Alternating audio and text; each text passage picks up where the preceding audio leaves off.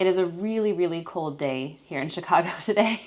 And we thought, what better way to spend a cold night than to make Christmas cookies?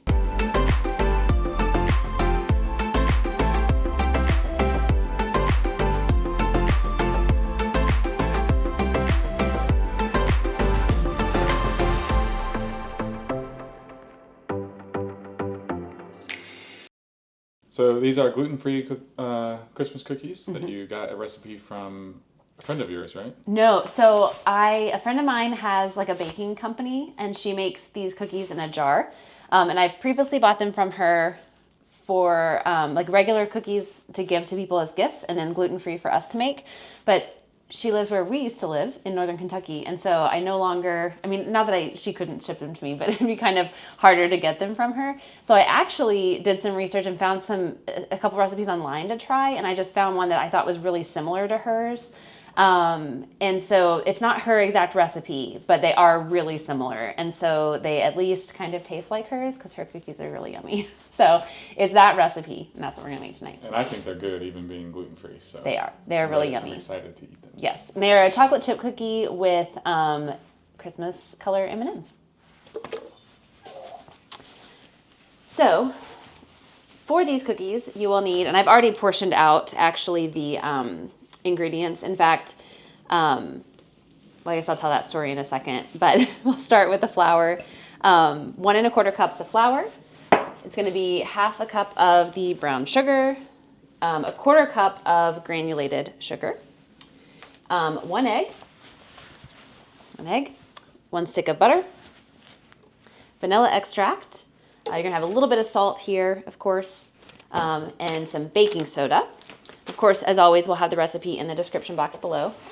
Then inside the cookies, and this is, in my opinion, what makes them magical, is they have regular chocolate chips as well as white chocolate chips. And these kind of like melt into it as they're baking and really just make them like extra buttery and kind of creamy. You don't even really like taste the white chocolate.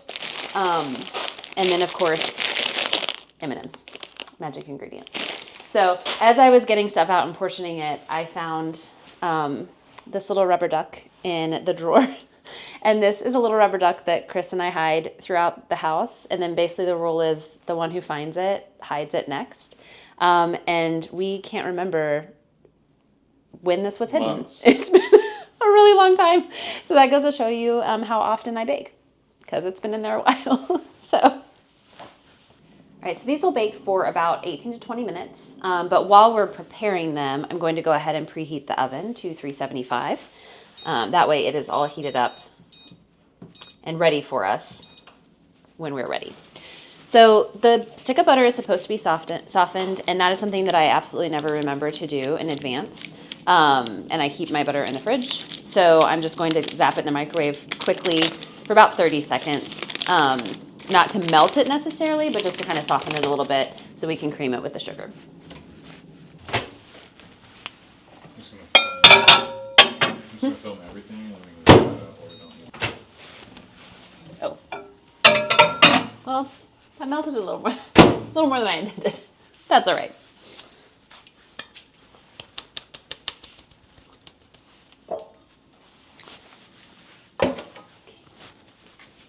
There's the granulated sugar and the brown sugar.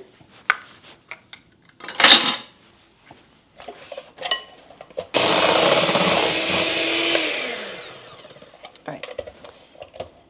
And then once that's incorporated a little bit, you're going to add the vanilla and the egg. And the vanilla is 1 teaspoon. Gotta remember.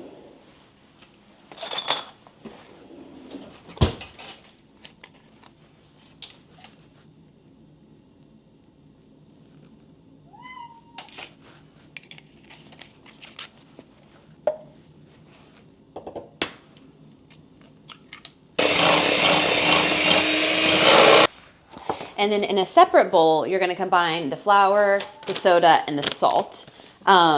So it's 1/2 teaspoon of the baking soda and 1/4 teaspoon of salt.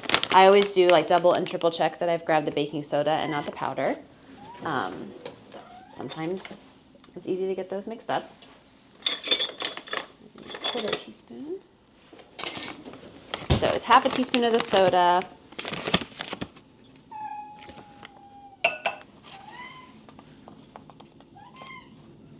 1/4 teaspoon of the salt.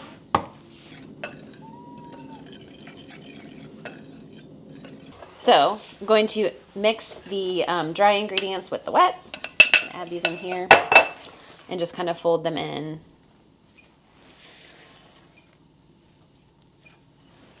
I will never not think of Schitt's Creek when I talk about folding things in. And you can see it kind of like gets a little sort of like Play-Doh like. So that's the point where we'll add in the chocolate chips and M&Ms.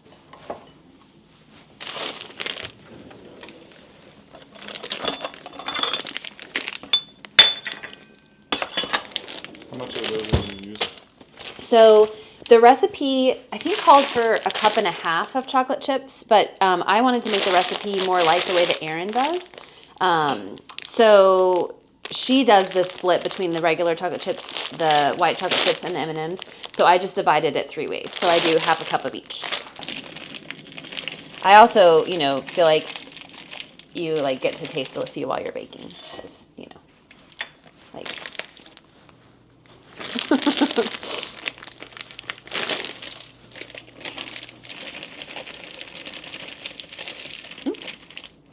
And there's the white chocolate. You want one of those? No, I don't like white chocolate either, really. They are good in the cookies, though. And then the M&Ms.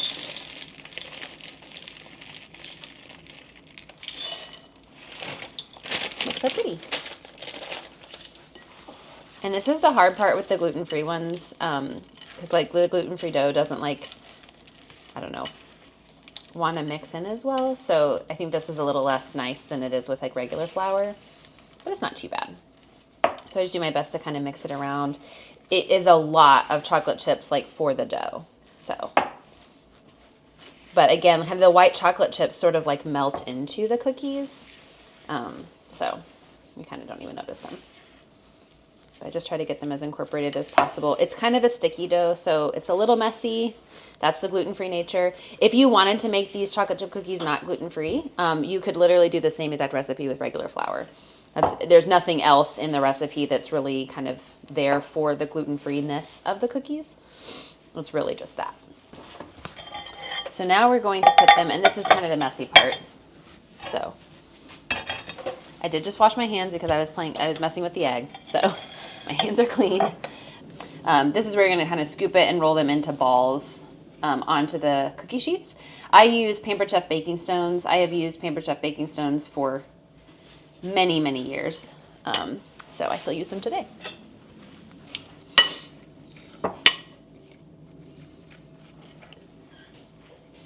So I always kind of have to figure it out every year, like a good size, because you don't want them to be too big because they'll take forever to bake.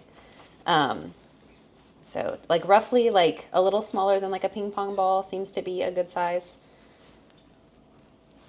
You can see they're kind of sticky. One nice thing about the Pampered Chef baking stones, I think, is that it's kind of hard to like burn things on the stones.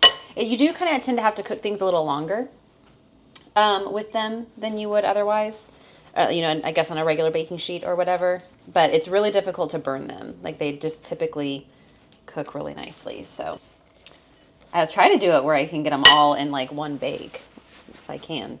So should be able to do that, hopefully. We might have one additional batch. Very sticky.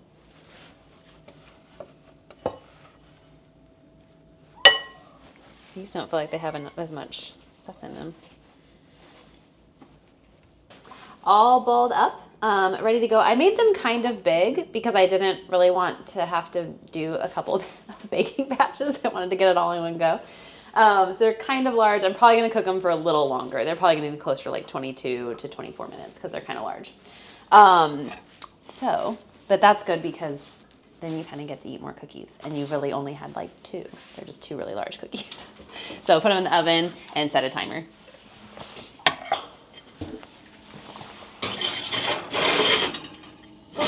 All right, that, and we'll go ahead and set it for 22 minutes to start and kind of check it there. All right. We're just a few minutes in, about 8 minutes in. The cookies are spreading out really nicely. It does look like we may run the risk of some of them running together on the lower. That was where I was kind of squeezing them in to make sure we could get them. It's all right when they run together in one cookie. Right, and so then you can eat 2 cookies, and you've only had 2 cookies, even if it is 3 that ran together. Yeah, so yummy. Okay, they look like we're on the last minute of the 22. So they look like the ones on top look really good. The ones on bottom look like they might need a little bit more time. This is a new oven since we, replaced our appliances recently, and so it could like cook a little differently.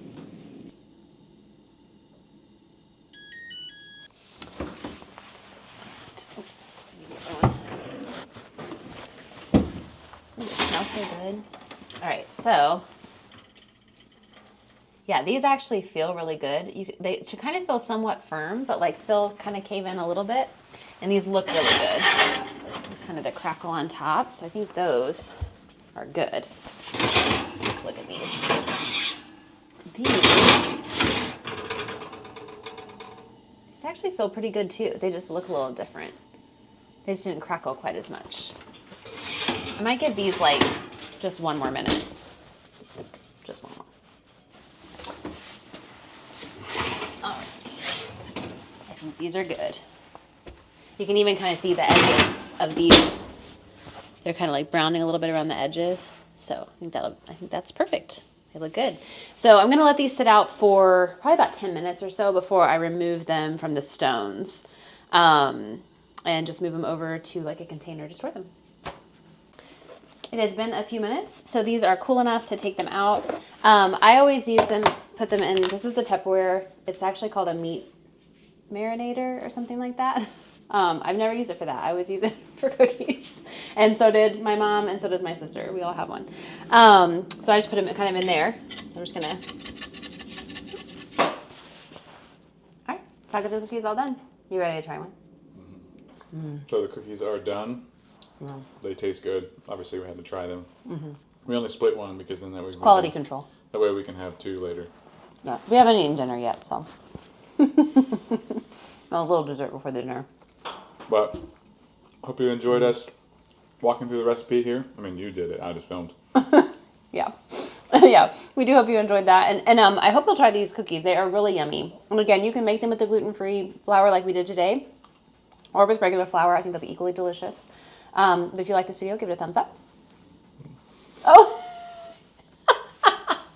And if you want to see more of our Vlogmas content, make sure to subscribe. We'll see you next time.